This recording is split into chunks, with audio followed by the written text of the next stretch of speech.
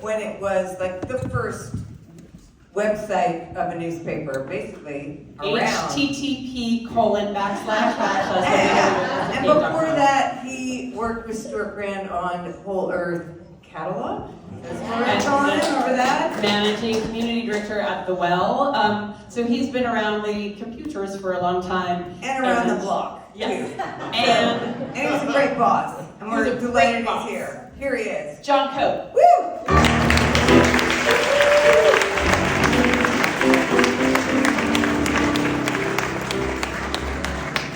Hello, everyone.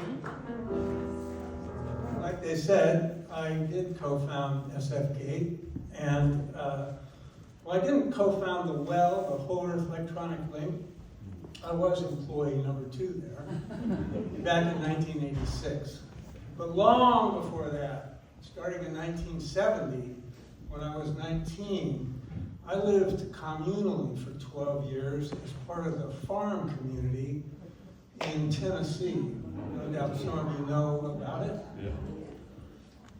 I lived at the farm in Tennessee. I started living in a bus, and then lived in primitive housing, then moved up to the South Bronx, where we squatted in a building, and later founded a free ambulance service for the people up there. And then I lived 5 years in Washington, D.C. in a big group house there. And we had between 25 and 30 people there the whole time. It was like a 10-bedroom house. It was half kids. We homeschooled our kids. We delivered our babies at home. And we co-founded a free clinic in D.C. at that time, too. So it was meaningful work, good work. But by the early 80s, my family and I decided to leave the farm community and move back here to California, specifically to a condo in Rohnert Park that was owned by my brother's girlfriend at the time. So it was quite a culture shock for us to go from that collective living to being in a row house condo. And it was also a huge adjustment for my kids, having to suddenly be land in suburbia and all that. So yeah, it was quite an adjustment. And we were broke, really broke. And I had 4 kids. So I took the first job that I could find, which was as a mechanic at an auto dealer on Francisco Boulevard in San Rafael. So I would drive down there every day for a 7:30 start in this big old 65 Buick sedan 6-seater that my grandmother had given me. And, so living collectively for all those years, it was in big groups, big group houses, big, and 90+% of the time I did not even have my own money. So I was really familiar with the low side of the economic spectrum. So when I started working down in San Rafael, it wasn't long before I discovered the Sunny Hills Bargain Box down amongst the warehouses of Francisco Boulevard West. Sunny Hill Bargain Box was a big, old, funky thrift store. Maybe some of you remember it or were familiar with it, but it was a big store. It had been a warehouse itself. So if you can picture, it had an entrance and then a big loading dock where people would donate their stuff. And then alongside, between the dock and the street, was a huge dumpster. Like the biggest kind you could get, the one with ladders that go up the corners. And so being an auto mechanic, just on the other side of the freeway, I had occasion most days to test drive the cars that I was fixing, that I had worked on.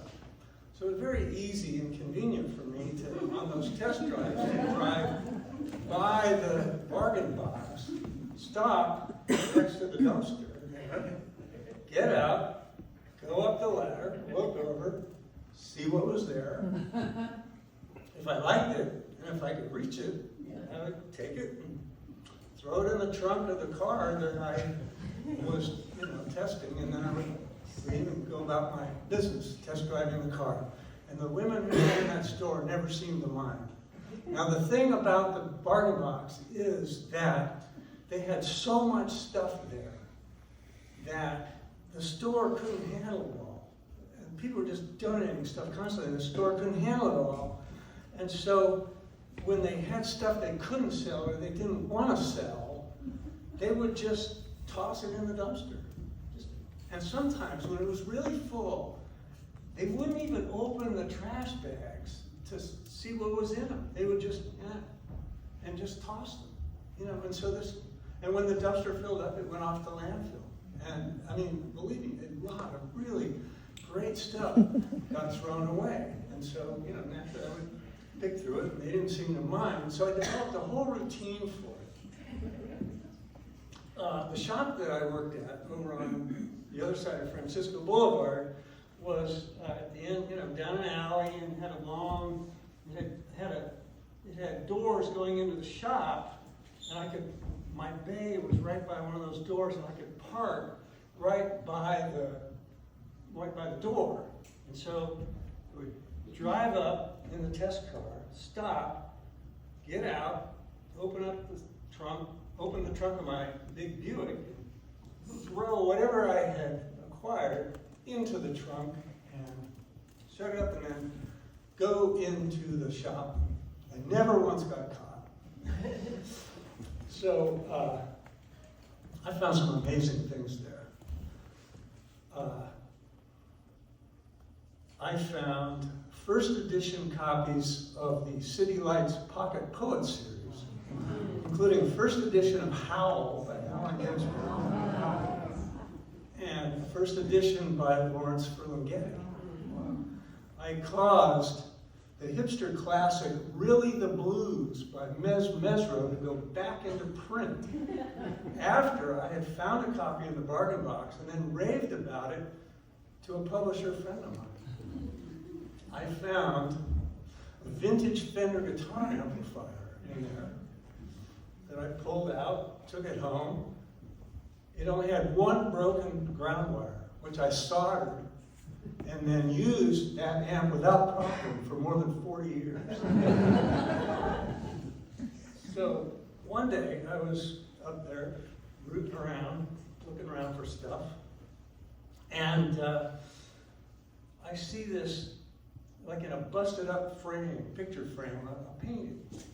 So I pull it out, look it over, blow the glass off and everything. And there was something familiar about the style. It was a San Francisco street scene, like from the 30s or 40s. I wasn't really sure which, but it looked kind of familiar to me. And it reminded me of these postcards that my friend Priscilla had shown me back when we were living together in that big house in Washington, D.C. And Priscilla is a very close friend of mine, and she was a nurse. In fact, she was instrumental in setting up that clinic that I was telling you about. But she was showing me these postcards. They were of San Francisco scenes painted by her aunt, Marion Cunningham, who was pretty well known for these kind of San Francisco scenes. So I'm looking at this painting, thinking, gee, it looks kind of like, those paintings. I'll just clean it up. And Priscilla had moved back to San Francisco, and so I, figured I'll just take it over and show it to her. Maybe she'll think, oh, it's, kind of similar. So I did. So I cleaned it up, and I went over there, and her mother was there when I went over there. Now, Marion Cunningham was her mother's late sister, so they were very close. And so I show up there, and I casually kind of pull out the painting, sort of like, hey, look what I found, that kind of thing like that. So I pull it out, and her mom looks at it, and her eyes grow huge. And she goes, it's Clay Street. That's my sister's painting. We thought it was lost. But there it was, safely in her hand. Not sent to landfill. And it hangs today on her wall among Aunt Marion's other paintings. So about a month or so after that, I went back over for dinner, and her mother was also there. So, the painting was up on the wall, looking good with all of the other paintings, and so when it came time to sit down at dinner, I happened to be sitting next to her mom, and naturally the subject of the painting came up. And so she leaned over to me, looked at me. Now, the thing is that Priscilla, when we lived communally, we were poor. We called ourselves voluntary peasants. Although, to be honest, it was rather involuntary most of the time. But anyway, Priscilla came from a rich family, and her mother was a wealthy woman. I was a dumpster diving grease monkey. So when we sat down to dinner, and the subject of the painting came up, she leaned over to me and said, "You should have sold it to us."